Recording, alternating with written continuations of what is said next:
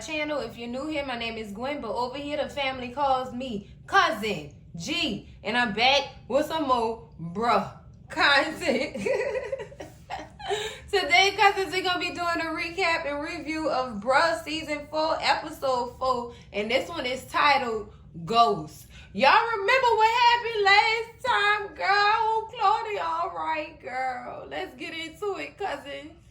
Girl, I knew I was going to be in my feelings, cousins. I knew it, girl. I just knew it. We start this episode off with Claudia laid up in the hospital bed. Girl, the child have bruises on her nose. Lord, bruises everywhere on that face, child. Ooh. Oh.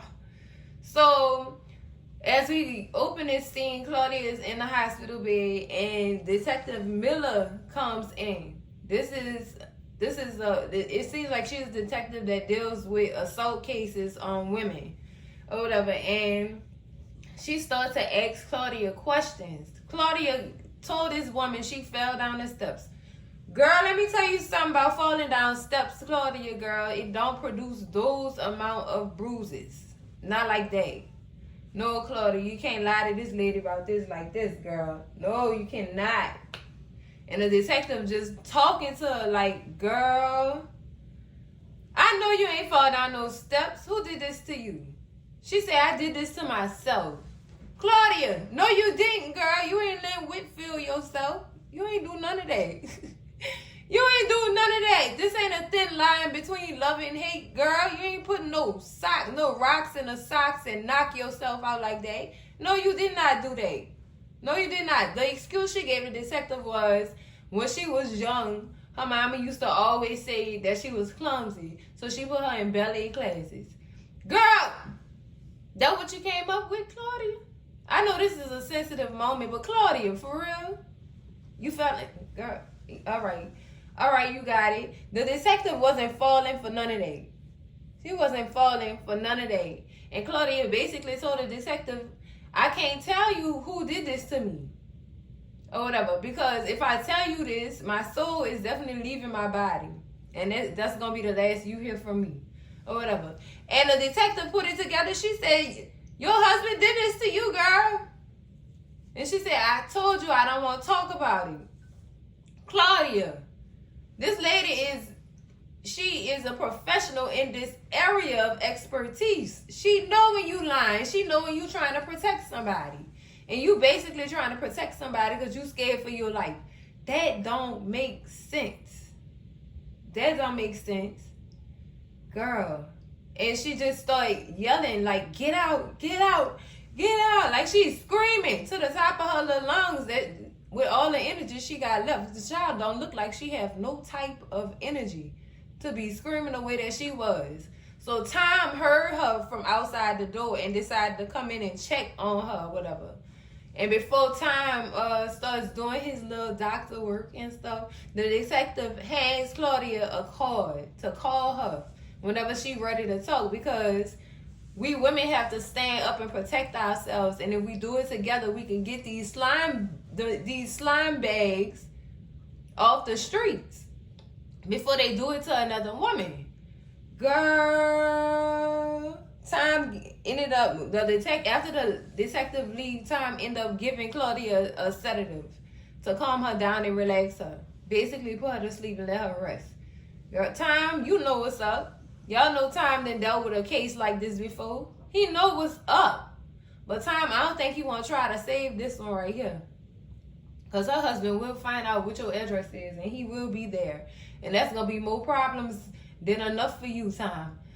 Oh, I hate to say don't get involved, but, man, it's like people who get themselves involved in domestic violence disputes, they end up catching the licks that the woman was supposed to receive. It's just a whole bunch of stuff with these type of situations. That's why a lot of people don't like getting involved. And another reason is because the victims end up going back to the people who harmed them.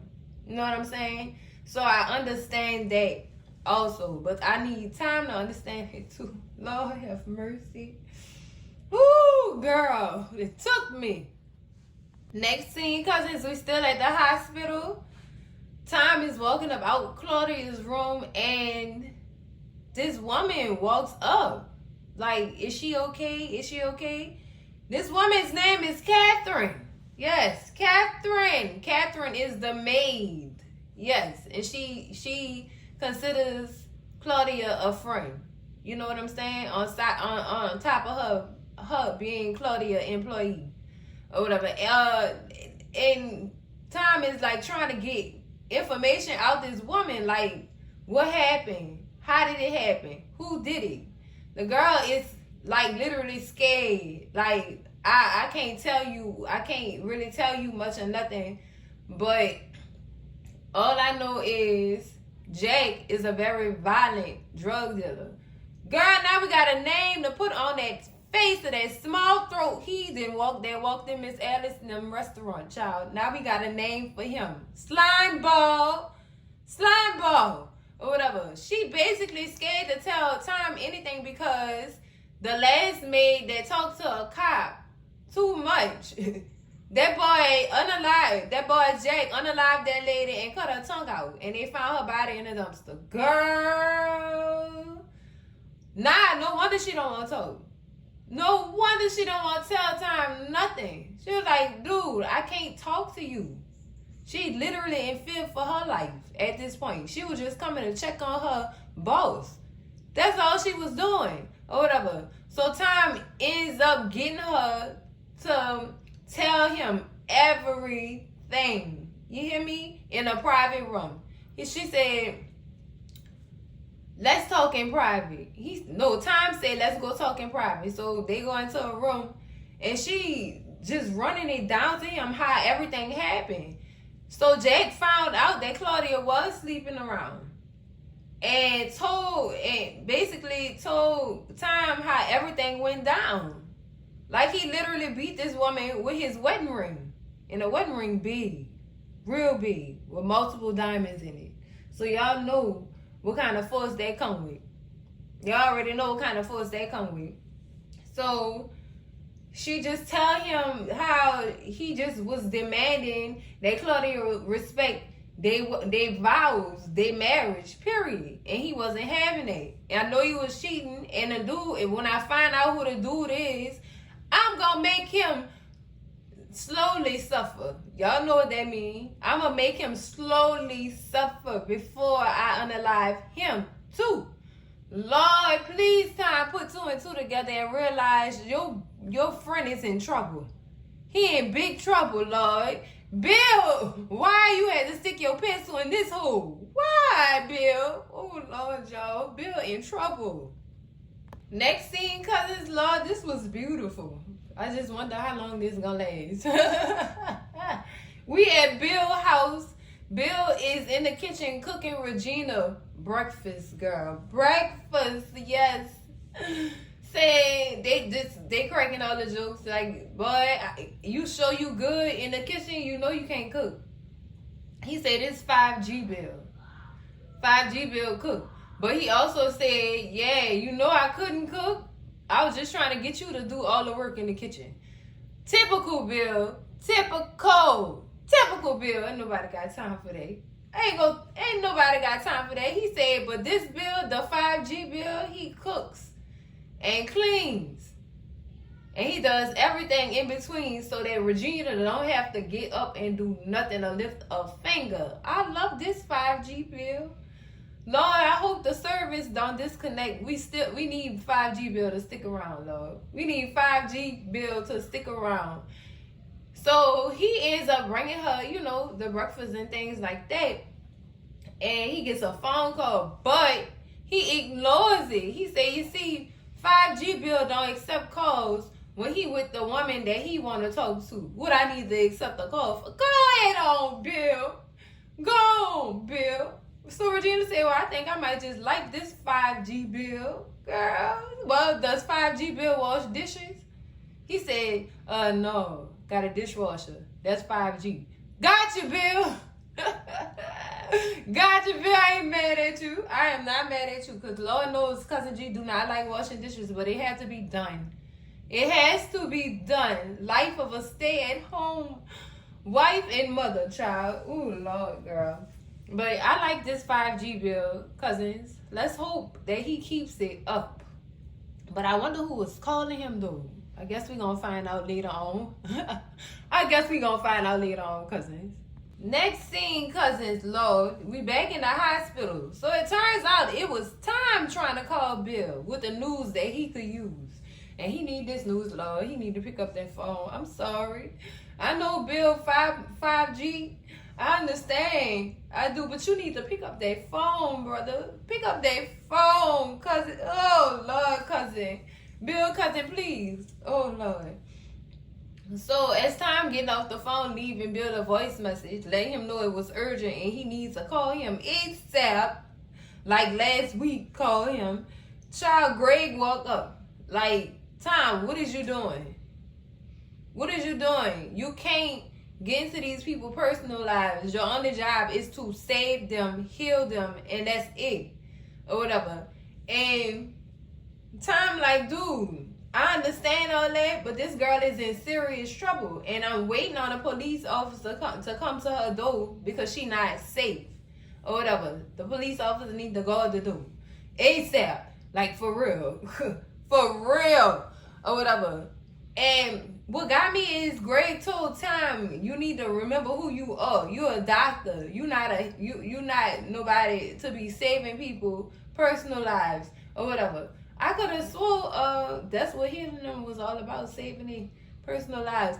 You need to remember who you are. Know who you are. Greg, at this point, you don't even know who you are. So you need to be taking your own advice, Greg. Thank you very much. Thank you. So Time basically told Greg stay out his business. He know what he's doing. Oh, so then the police officer walks up. Girl, it's Darla. So y'all know Greg get all in his little britches. He all swirled up and stuff like that. But he was treating the girl like she had cooties. And treating her like she possessed these diseases and he ain't won't get too close or whatever. Treating her as if they wasn't just on that couch making out. Girl, stop playing these games. Girl, stop playing these games. So Greg handles it professionally. Well, okay, officer, thank you so much for your help. Meanwhile, in the background, girl, Jack is in the background. Girl, the whole time. I know y'all see Jack in that background. He just lurking, listening, trying to see what's popping or whatever. Girl, Jack, girl. So, as Greg is walking off from his little conversation with Darla, Jack stops him. You know, man, you must really love her. You know, love is love. When you love somebody, you gotta fight for it. You gotta fight for it or whatever. But Greg, what can I help you with? And Jack said, well, my wife, you see, she just had a baby or whatever, and I'm trying to get in to see her or whatever. Well, Jack, you're on the wrong floor. First of all, ain't no doggone labor and delivery signs on this floor. You know ain't no labor and delivery signs in this floor, on this floor. You know what you was up there trying to do, but they don't. They don't. So he said, see, like this diamond ring here, you gotta fight. You gotta fight and fight for your love. What? That's what you call what you did to Claudia, Jay? Fighting for your love? Huh, Jay? Ooh. Ooh, girl, it's making me hot. It's making me real hot. So Jack ends up walking off or whatever. I guess he's trying to play it off like his wife really did have a baby. Child, look, I ain't got time. Girl, I don't have time, cousins. I don't have time, girl. Ooh, Lord, where is my pepper spray, girl? I feel threatened. Next scene, cousins, we at Angie's Deli. Yes, ma'am, we back at the deli.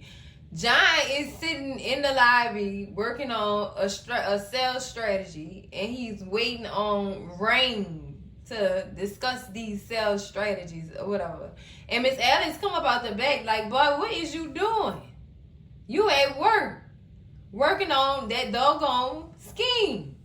Boy, get up and come cut this baloney. You was at work. He said, no, Mom, I'm not at work. I'm doing some work right now. I'm preparing for a business meeting.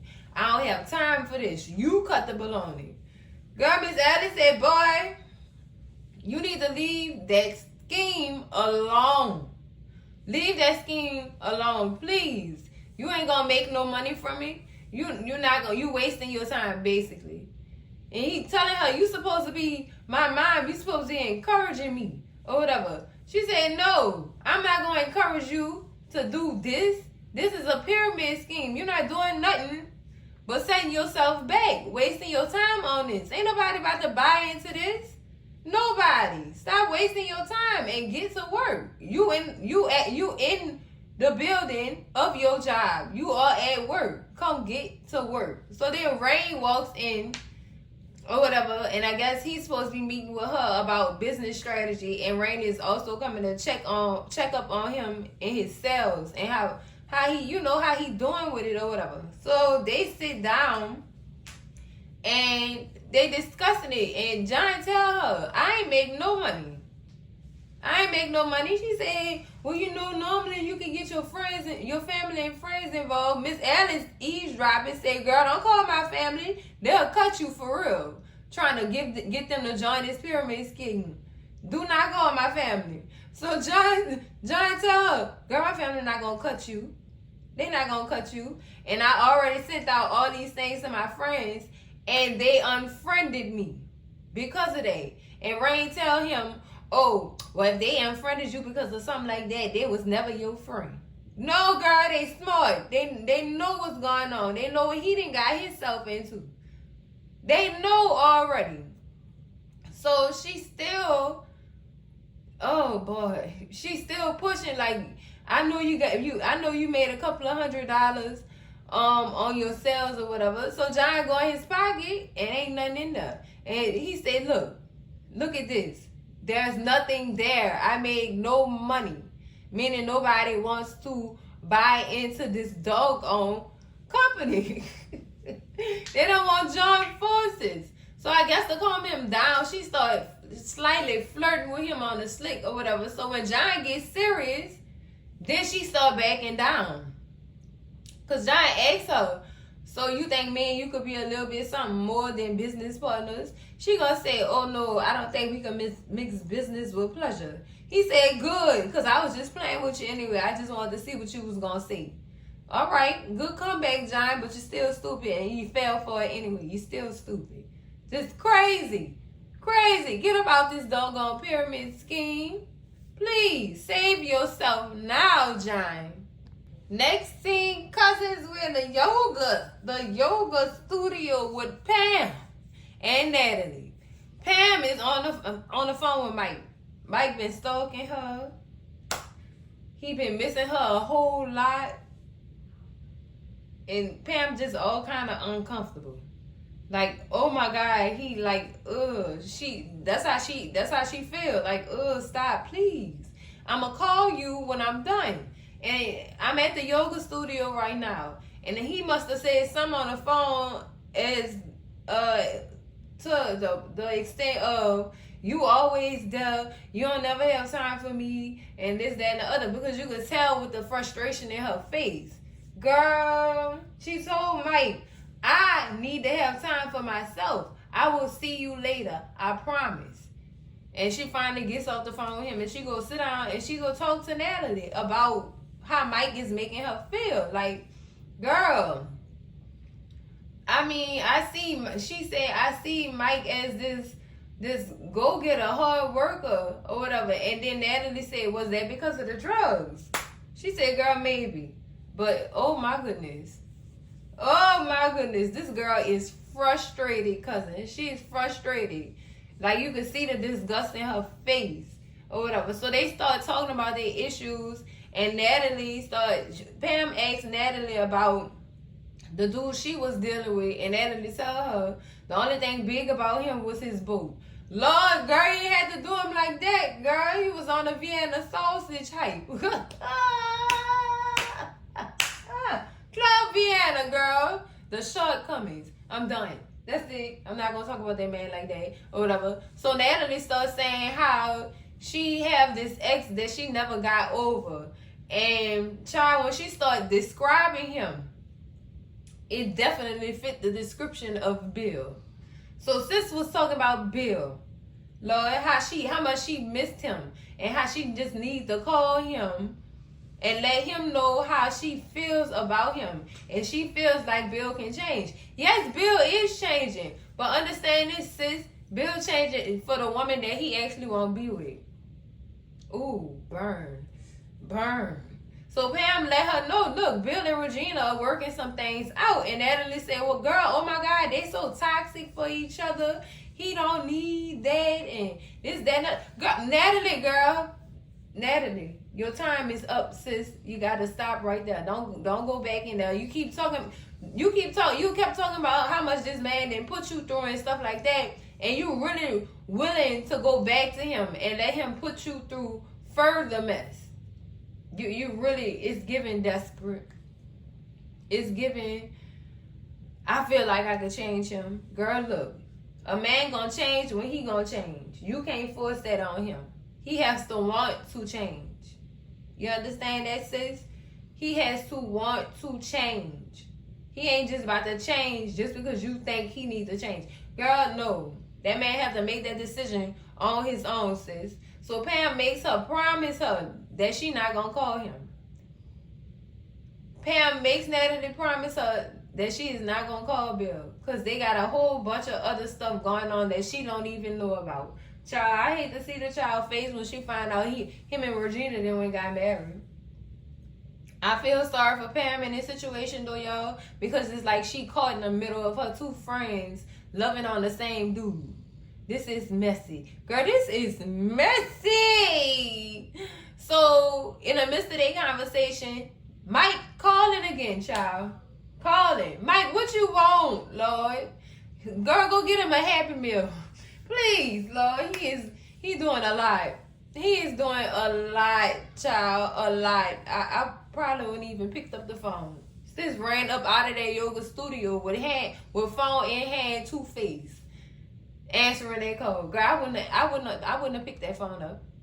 I'm just saying, cousins, it ain't in me. Not for you to be stalking me like that. I told you I'm gonna come home when I'm done. But you just keep calling me. Why do you keep calling me like this? Boy, He's giving bugaboo. Oh, God, let me get off this scene. Next scene, cousins, we back at the deli with John and Rain. Girl, Rain is still trying to prep John and give him more strategies to get sales made, child. She asked John, have he ever done role playing? Girl, John thought this girl was talking about extracurricular activities in the bedroom. No, John, she not talking about that type of role play, John. That's not what she talking about. Lord, his mind is in the gutter. Lord, girl. So he said, she said, let's try something out real quick or whatever. And she's taking the role of Bill or whatever. And then I guess John is being himself, apparently. And the way she came up out of you. No, sis, don't do that. That's not how they get on the phone, sis. That's not it, sis, or whatever. And that didn't work out with the role playing. That did not work out. But what she did do was get inside his head again. Like, is that it? When you the first time you get denied, you just shrivel up like a little prune and you go hide in your shell. That's the type of man you are, John. And he looking like a scolded little boy. When she saying that, like, he like, oh Lord, like, And she said, John, I need to know that you ready for this. I need you to go up in this with big dick energy. Girl, you're talking to John. Why are you talking to him like that?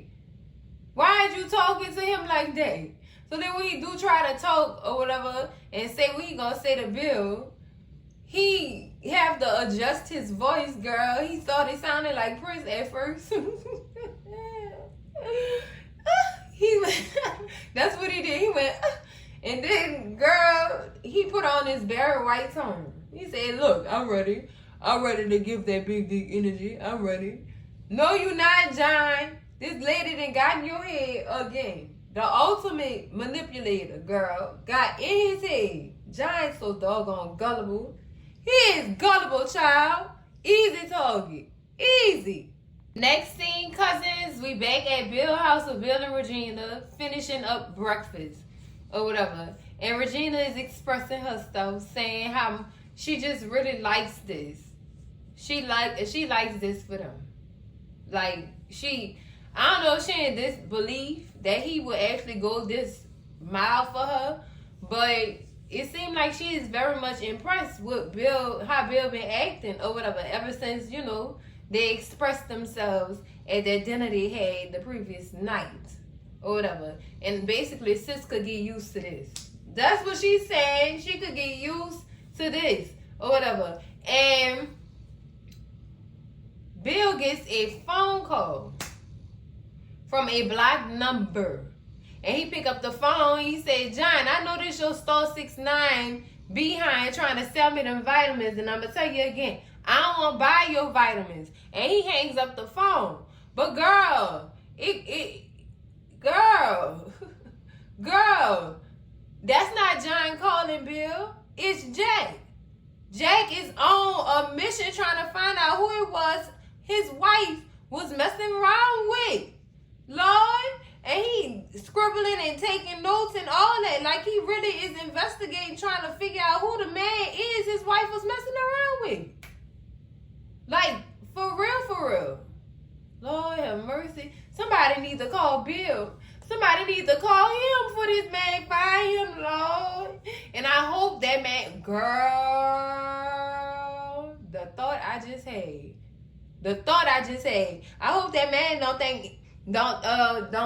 end up trying to confront Tom, because Bill was doing that girl at Tom's house too, because they found out the husband was following them and they had to change location. Girl, this is some crazy stuff, cousins. This is some crazy stuff, Lord. All right, cousins, that's it for the recap and review of Bruh season 4 episode 4 Ghost. Girl, look here, this is some drama right here.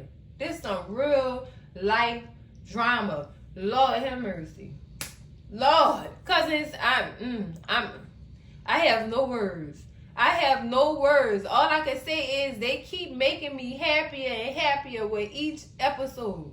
Like I said, the episode 1 started off froggy and it made Cousin G not want to leave. You catch what I'm saying? But now, girl, we getting down deep into it. Girl, this is some good stuff. Uncle TP. That's what I'm talking about right there. That's it for the video, cousins. Make sure y'all slap that like button like it owe y'all some money. Scream at Cousin G in them comments. Let me know. What y'all think gonna happen next? Y'all think Jack gonna find out it was Bill? Huh? Y'all think somebody else gonna have to take them blows from Jack that was involved? Girl, this is some crazy stuff. Scream at Cousin G in them comments. Baby, share this video with all y'all people, your mama, your daddy, your sister, your brother, y'all cousins, your mess ass 18, nose ass uncle. Probably Unc said that boy should have been messing around with that woman in the first place. This is karma. Unc is too early for this. This is a sensitive topic. Unc, don't do that. Ooh, girl. And baby, if you not subscribed to the channel yet, girl, what is you waiting on? I told you I've been waiting on you at the door. Cousin, subscribe to the channel. And I'm going to see y'all in the next video. Cousins, love y'all. Bye.